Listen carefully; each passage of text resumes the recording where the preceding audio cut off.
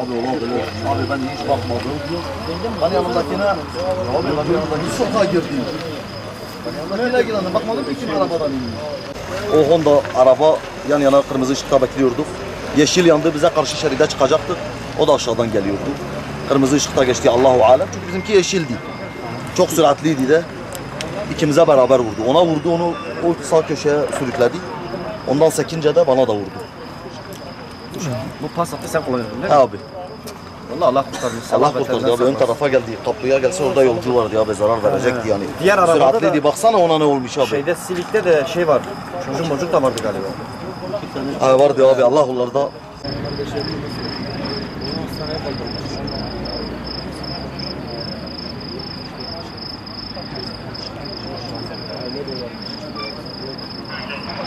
Diğer araba da vuramıyor.